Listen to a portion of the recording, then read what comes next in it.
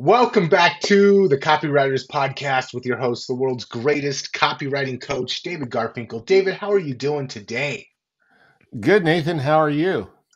I am fantastic. I'm looking at the show notes for today's episode and I'm excited to dive in. So I'm going to hand it off to you and we'll have a back and forth about it. Cool. So here's a head scratcher for you, and it doesn't matter if you don't have any hair up there or not. What do people want? Even more than features, more than benefits, more than the product itself? More often than not, it's transformation. The Mm, transformation they get from the product you're selling. In short, how can they become a better version of themselves? A lot of copywriters know this and use it very effectively, but not everyone who markets products knows this or does this.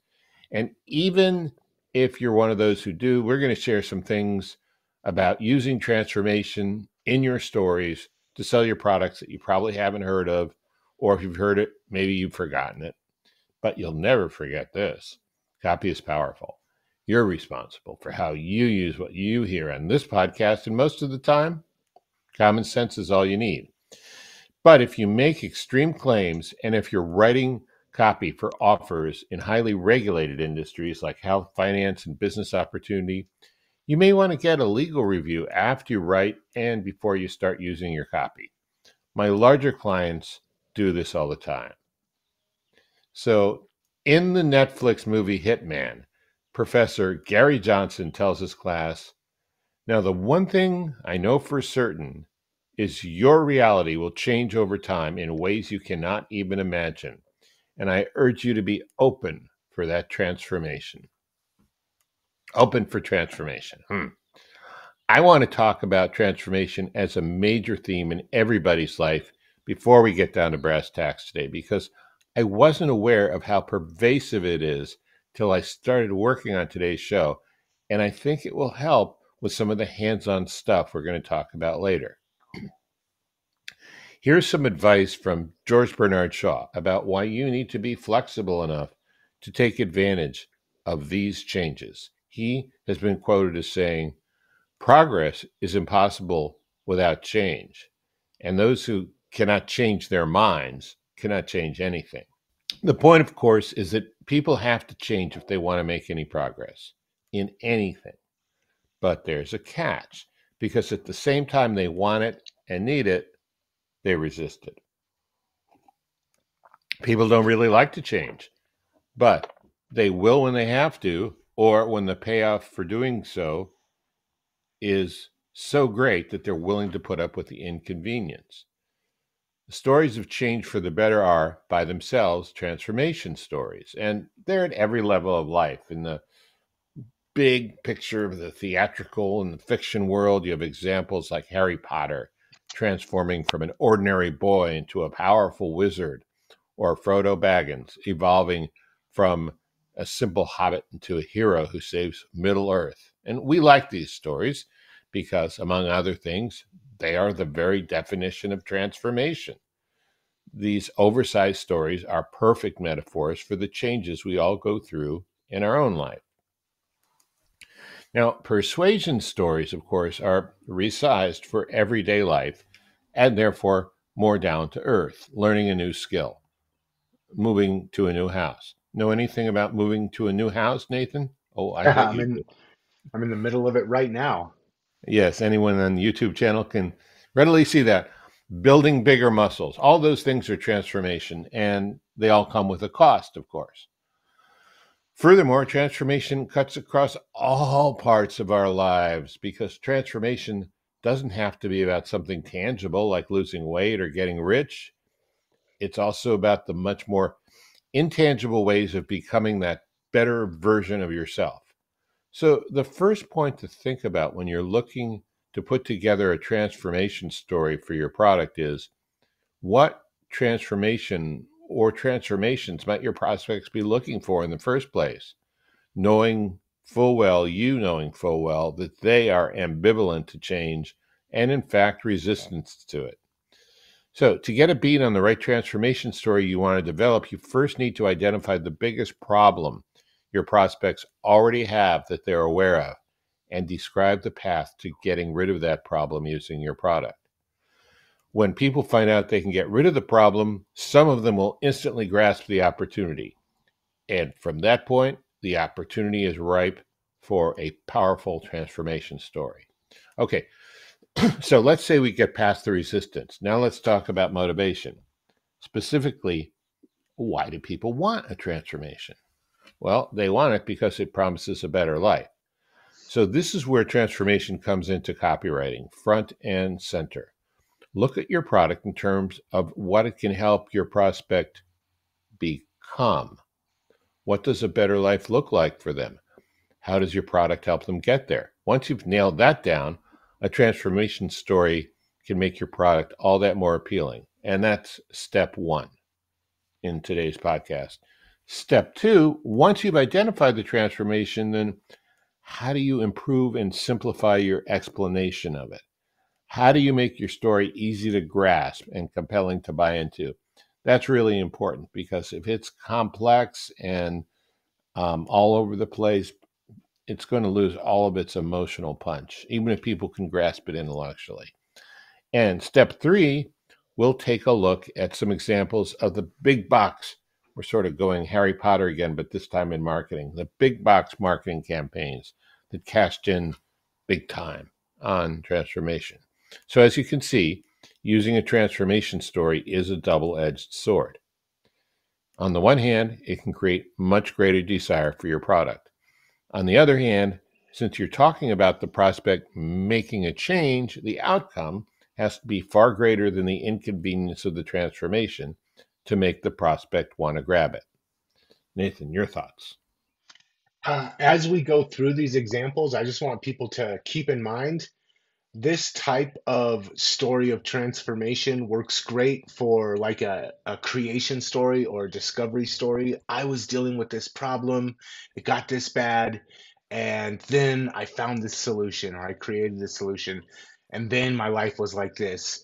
Also works great in testimonials. Testimonials are one of those hard things because clients or customers, they don't know how to write a good testimonial, but a good transformation story inside of the testimonial is very powerful. So as we go through these, keep in mind you can use them in multiple areas of your copy and they'll be effective. Yeah, really good points. I agree. I hadn't thought of that. I'm glad you did. Okay, so step one, picking your magnetic transformation. So, how do you figure out the most attractive transformation your product will cause? First, there are three different types. You need to figure out whether it's physical, emotional, or social. First kind is a physical transformation, it's the most visible form of change. Think fitness programs, skincare products, fashion. People want to look better, like look better in the mirror. So, a fitness program might promise transform your body in 90 days, shed those extra pounds, and reveal the toned physique you've always dreamed of. Turn this into a transformation story, and it becomes instantly more powerful. Jane struggled with her weight for years. She tried countless diets and workouts, but nothing worked. Then she discovered our fitness program. In just 90 days, she lost 20 pounds and felt more confident than ever. Okay, so see the difference? Just a three-sentence transformation story, and now it comes alive. It's something the prospect can identify with and see themselves doing. Physical transformation is tangible. It's something people can see and measure. That's why it's so powerful. Think about the before and after pics in weight loss ads. A physical change is a visible change. When you're putting together a physical transformation story, use visual language. Highlight the visible results your prospect can expect. And if you can use before and after photos, do it. Now, give this some thought. Maybe the kind of transformation your product provides is emotional transformation. That is how people feel, primarily about themselves, but also about other aspects of their life. And transformations of how people feel about themselves can be very powerful and attractive. Think self help books, meditation apps, therapy. For example, a meditation app might promise Transform your mind, reduce stress, and find inner peace with just 10 minutes a day. In a story, this could be: Mark was constantly stressed and anxious. He couldn't focus on his work or enjoy free time. Then he started using our meditation app. In just 10 minutes a day, he felt calmer, more focused, and happier. Emotional transformation, the other kind. It's powerful because it taps into deep seated desires. People want to feel better, be happier, and live without stress. So when you're putting together an emotional transformation story, the emphasis, of course, should be on the feelings your prospect will experience. To be clear, you can use a before and after story, but instead of talking about physical results, talk about how your prospect was feeling before and after they used your product.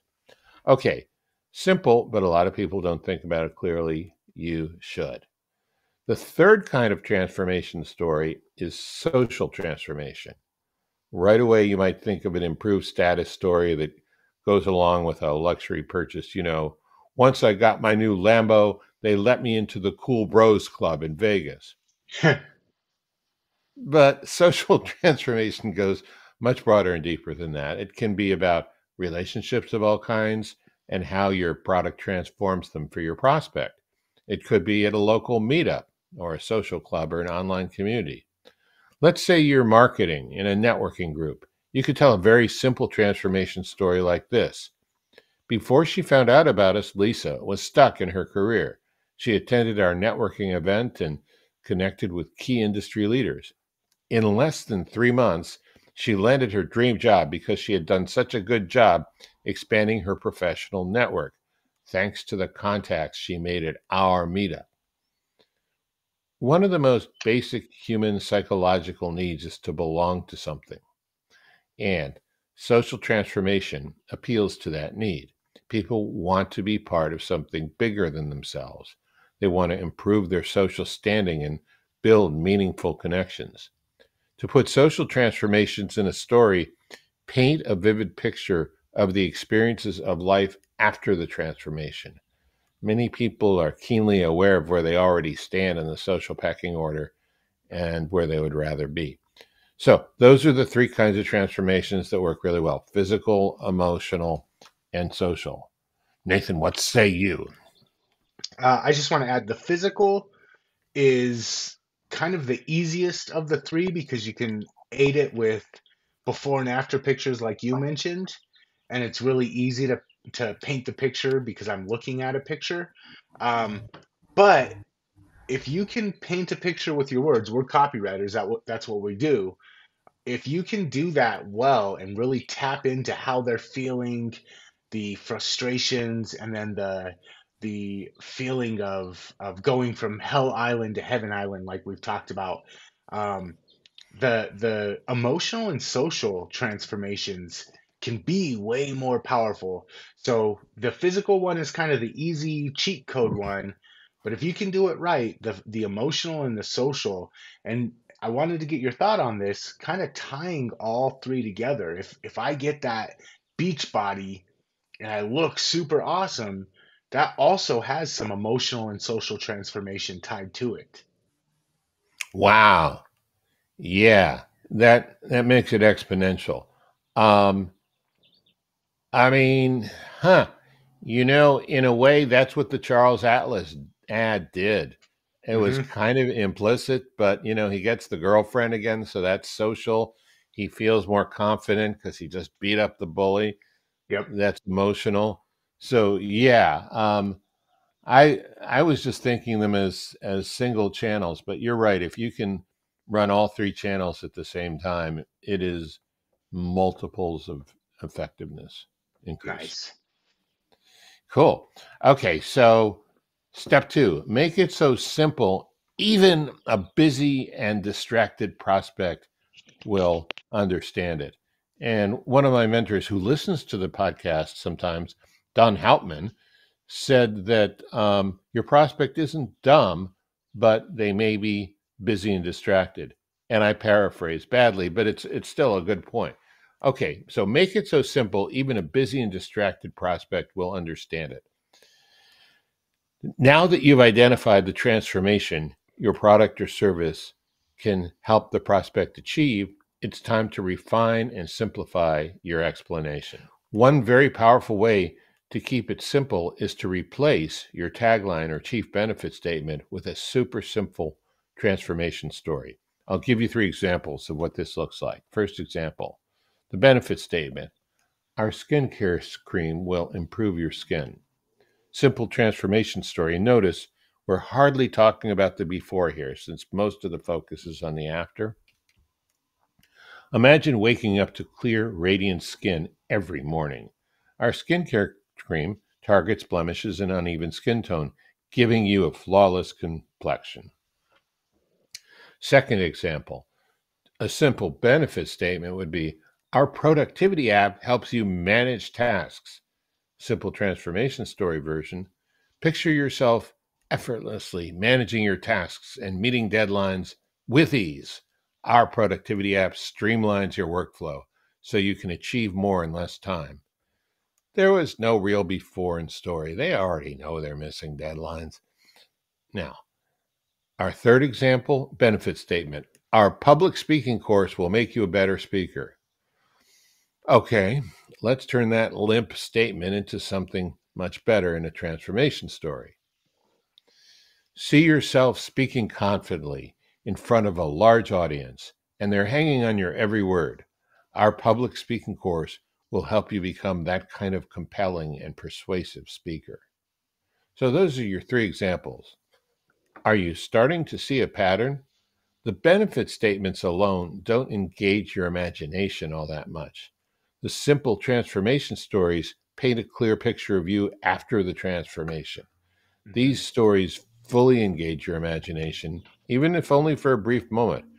The fact that your imagination is involved makes the transformation all that much more appealing and relatable. You see it, you know it, you want it, and you don't want to let it go. So you're much more likely to buy. When you're putting together a transformation story, focus on just one or at most two specific benefits your prospect will experience. Figure out which are the best ones and use those, or that one. Use vivid language and imagery to make the transformation feel real. And most important of all, keep it simple. There are so many things you could highlight in a short transformation stories like the ones we saw. Your job is to pick the one or two that are the most compelling and desirable for your prospect. Do that, and you've got your transformation story narrowed down to its core essence. Hmm? Mm. I'm thinking about brand marketing or mass marketing commercials on TV where you've only got 30 seconds to get your point across. Hmm. And the ones that do it well, they do this. They do the uh, showing the camping trip because of the new Subaru and sitting around the campfire with your family, or getting the slam dunk because you bought the new Air Jordans and schooling everybody on the basketball court. They say, hey, we know the transformation you want. We're not going to go into hitting all the pain points and the background story of how these tennis shoes were invented. We're just going to show you that transformation. And that to me is the rare example of when that type of advertising gets it right. Yeah, absolutely. Especially the Subaru one. Boy, that one, um, checks all the boxes, and it's one of the few that I'm actually moved by, Mm, personally, emotionally. So yeah, great point. Okay, so let's get to step three. Let's you know uh, pull back and broaden the viewpoint, and now let's talk about the awesome power of simple transformation stories, even ones that aren't spoken. And the Subaru is a little more explicit than the one I'm going to talk about. So, three big box marketing campaigns. And I'm saying that because these are implicit. You'll see. I'm not going to recommend this approach to direct marketers, to entrepreneurs, to small businesses. Takes too much money. It's too risky. Takes too long to work. But when you're in a position and it's appropriate to do this, and you can take the risk, the payoff is huge. And it's interesting that transformation is the driver in these three case studies. So the first one, Got Milk, the Got Milk campaign. Nathan, it may be possible you were still here in California when this was launched in 1993, right? I remember. So is this what made you leave California to move to Colorado? We're not going to talk about that. Okay. So the California Milk Processor Board created this campaign to boost milk sales, and the ads got featured. They featured celebrities and everyday people with milk mustaches paired with the tagline, Got Milk. And the transformation implied here was subtle but powerful. Again, this is high risk, and the transformation story is implicit, and there's no direct way to attribute more sales or less sales to the campaign, but it's still a great example. Because what they're saying in these billboards and in these 30, 60-second ads is drinking milk isn't just about drinking milk. It was about being part of a healthy, vibrant community. The campaign successfully transformed milk's image from a boring beverage to a cool, essential part of daily life, except for the people who are lactose intolerant, of course, like me. Okay, the Got Milk campaign worked because it tapped into a universal desire for health and vitality. It associated milk with strong bones and overall well being. And for many people at the time, the campaign made milk more appealing. It wasn't just a drink, it was a ticket to a healthier life. And the milk mustache became a badge of honor, the symbol of this transformation. Second example, this is a transformation campaign that started more than 30 years ago and is still going today. Nike and Just Do It. It started in 1988. Nike would use famous athletes as well as people who weren't famous at all, people all pushing themselves beyond old limits to achieve new fitness goals. Nike Mhm. even aroused a lot of controversy by including 49ers quarterback Colin Kaepernick, who was already controversial for kneeling on the field during the national anthem in protest to treatment of African Americans by the police. Nike changed the tagline from just do it to believe in something, even if it means sacrificing everything. Mm. But most of the endorsers were not nearly as controversial. Tiger Woods, Serena Williams, Kobe Bryant, LeBron James. The unspoken message of all these ads was that by wearing Nike products, anyone can transform into a confident, determined, and successful athlete. Maybe true, maybe not, but the implied transformation story sure worked. I remember Reeboks when I was a kid had these shoes where you could pump the tongue of the shoe. There was a little pump in it that would add extra support. And I totally believed the transformation story that I would be able to just run circles around people and jump higher and um, just another from the 80s transformation story that totally worked on me as a kid. Yeah, so these things do work sometimes. So we gotta. And did you buy Reeboks? Did you get Reeboks? Uh, Unfortunately, no, but my friends that did, I was so envious of. Okay, got it. All right. So finally, last one, Apple's Think Different campaign. They started this in 1997, and they used the images of world changers like Albert Einstein, Martin Luther King Jr., Mahatma Gandhi. Mm. These ads celebrated those who dared to think differently and change the world. And the transformation promised was profound. By using Apple products, you could become a visionary and a change maker yourself. Hey, Nathan, you use Apple products, don't you? I have Apple products hooked up to my head right now. Okay, I use them too. I'm using old school headphones, but I'm recording this or broadcasting this or whatever I'm doing on a MacBook Pro. So are we changing the world? Maybe for at least a few copywriters. Anyway, back to the transformation story Apple was telling. This campaign helped reposition Apple as a brand for innovators, creatives, and it Mhm. led to the resurgence in popularity and sales. And surely, at least part of what was led Apple many years later to become the most valuable company in the world. until yesterday when Nvidia became the most valuable company with its chips for AI. But Apple's pretty close second. So, one thing these big box campaigns show is that the best transformation stories go beyond the product.